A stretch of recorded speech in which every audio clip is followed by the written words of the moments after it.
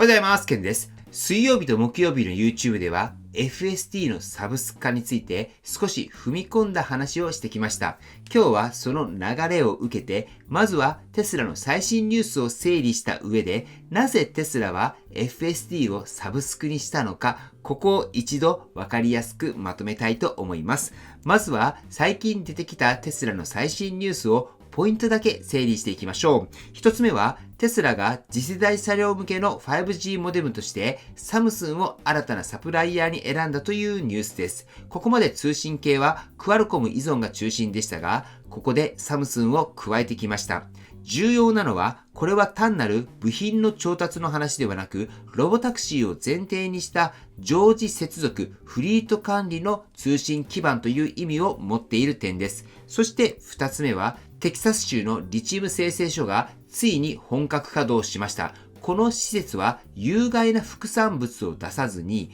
北米内でバッテリー用リチウムを生成できるかなり特殊なプロセスを採用しています。これはコストの削減だけではなく、地政学リスク、サプライチェーンリスクへの対応でもあります。そして3つ目、日本市場でのテスラの販売が2025年に過去最高を記録したというニュースです。郊外型店舗からショッピングモール中心の販売戦略へ切り替え、人の目に触れる場所を増やしたことが結果として数字に現れています。これが海外のメディアで取り上げられています。そして4つ目、これは FSD に関して NHTSA による調査への回答期限、これが延長されたというニュースがありました。ここで大事なのは、調査が終わったわけでも、問題が解決したわけでもないという点です。ただ延長されたということなので、テスラはこれに対してきちんと対応する必要があるということにもなります。はい、ということで、ここまでを並べると、一見バラバラなニュースに見えるかもしれません。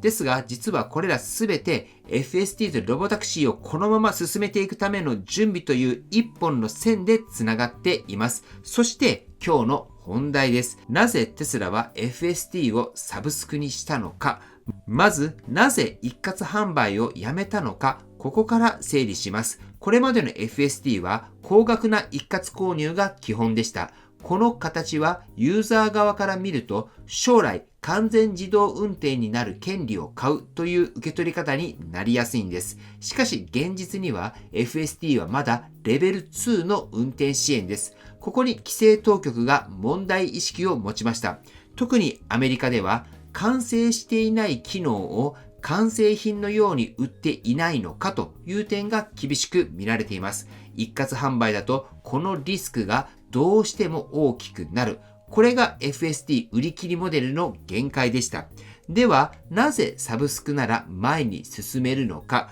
これはサブスクになると FSD は完成品ではなく、今この瞬間の機能に対する利用料という位置づけになります。使ってみて合わなければ解約ができる。地域や規制に応じて仕様を変えられる。表現も柔軟に調整できる。これは規制対応という意味で圧倒的に身軽になるんです。これが今回の FSD がサブスクになる実は一番の理由なんです。さらに重要なのはサブスクっていうのはロボタクシーとの相性も非常にいいという点です。ロボタクシーは一人のオーナーが買って使うというものではありません。フリートとして常時アップデートされ、常に最新状態で管理される存在です。この世界では一括販売という考え方そのものが実は合わないんです。つまり FSD のサブスク化っていうのは単なる規制の対応ではなく、ロボタクシー時代を前提にしたソフトウェアの売り方への移行、そう考えるのが自然なんです。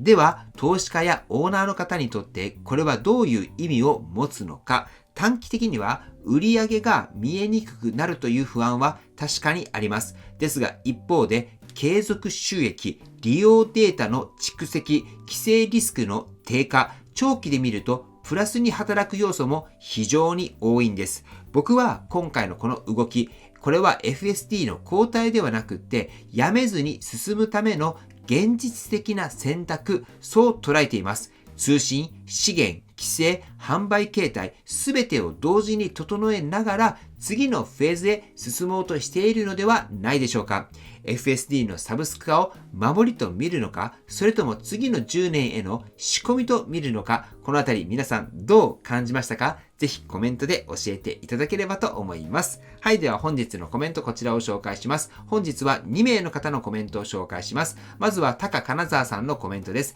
タカ金沢さんはアメリカ在住の方で、実際に普段から FSD を使われている方ですけれども、ケンさん、ロサンゼルスで FSD をサブスクしています。いつでもサブスクは停止できますし、その後のサブスクの復活は全く問題ありません。今回の FSD の一括販売の件は、一括購入した場合、テスラに乗り換えた時に、現行の FSD 使用権を継続できる。それを中止して全てサブスクに移行するだけですというコメントいただいております。ありがとうございます。FSD はいつでもサブスクを中止できて、その後も復活は全く問題ないみたいです。そして FSD の使用権に関しては新しいテスラを買っても継続できるという情報です。本当に貴重な情報ありがとうございます。そうなってくると、今月は使おうかなという感じで使えるっていうのは非常にいいんじゃないかなと思います。はい、そして次に Suica2K4 さんのコメントですけれども、米国だと EAP 購入者は未購入者の半額でサブスクに加入できますねというコメントいただいております。ありがとうございます。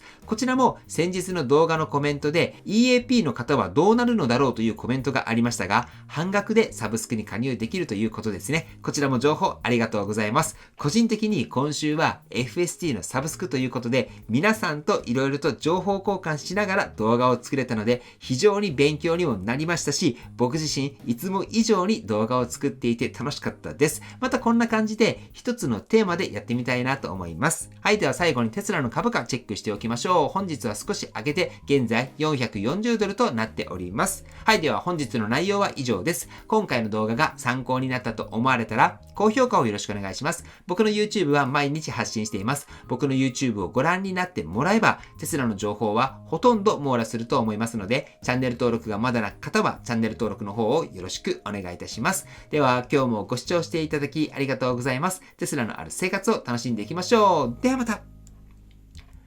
追伸です。株式会社エコファクトリーの輻射熱の体感会、冬の会の日程が決まりました。ぜひ真冬の輻射熱、床暖房とはまた違う暖かさの次世代技術、これを体感してみませんか？こんな方におすすめということで、真冬のヒートショックが怖い方、逆に真夏の家での熱中症が怖い方、家の断熱性が悪くて夏が暑くて冬は寒い、これをどうにかしたいと思っている方、また経営者の方でオフィスの空調をどうにかしたい、電気代が高くなってしまい困っている、そんな方におすすめです。去年一緒に行った方で体感された翌日に買われた方がいます。その方は両親の家に設置しました。この理由が家も古くなり断熱性もない、また真冬のヒートショック、真夏の熱中症もエコウィンがあれば解決してくれると思ったからというものです。ぜひどんな感じなのか、これは体感しないとわからないところではありますので、ぜひ体感をしてもらいたいと思います。日程なんですけれども、2月9日の月曜日、こちらエコファクトリーの東京支社で行います。東京は定員が10名で残り6名参加できます。時間は10時から12時です。ぜひ真冬に体感するっていうのが一番効果を感じられますので、興味がある方は来られてください。そして参加希望の方は LINE の方で連絡をしてもらえればと思います。はい、では本日も最後までご視聴していただきありがとうございます。素敵な一日をお過ごしください。ではまた。